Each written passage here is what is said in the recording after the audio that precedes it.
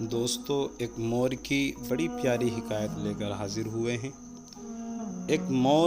ایک طاؤس مور جنگل میں کھڑا اپنی خوبصورت پر نوچ کر پھینک رہا تھا۔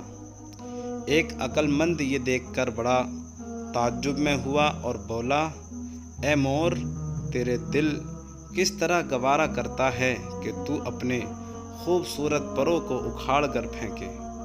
کیا تجھے پتہ نہیں کہ لوگ ان پروں کو بڑے ذوق و شوق سے اٹھا کر قرآن شریف جیسی مقدس کتاب کے اندر رکھ لیتے ہیں اور محبوبان جہاں ان کے پنکھے بنا کر اپنے خوبصورت چہروں کو ہوا دیتے ہیں؟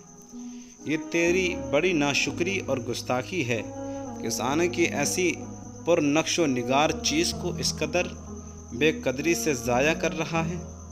مور یہ سن کر منہ سے کچھ نہ بولا، مگر اس کی آنکھوں سے خود بخود آنسو رواں ہو گئے۔ چونکہ وہ درد دل کا پتہ دیتے ہیں، اس لیے سب اشک ریزی سے متاثر ہوئے۔ جب آنکھوں کی راہ وہ اپنے دل کی آگ نکال چکا تو بولا، اے دانا انسان، اب میری بات بھی سن لے۔ تو میرے خوشنما پروں کو دیکھتا ہے، مگر میں اپنے عیبوں کو دیکھ کر اشکبار ہوں۔ نہ میرے گوشت میں مزہ ہے، نہ پاؤں میں خوبصورت۔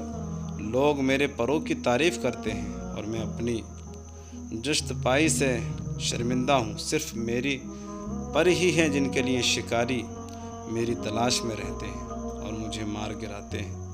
کاش گوشت اور پاؤں کی طرح میرے پر بھی خراب ہوتے اور میری نیلو گردن بھی بدصورت ہوتی، تاکہ میں شکاریوں کا نشانہ نہ بنتا۔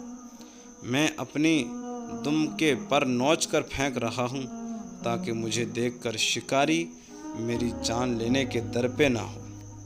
ہنر اور اختیار انہی کو سود مند ہے جو اللہ سے ڈرنے والے ہیں، ورنہ یہ ہنر اور اختیار ان کے لیے ہے ویسا ہی بوال بن جاتا ہے جس طرح مور کے لیے پر بن گئے۔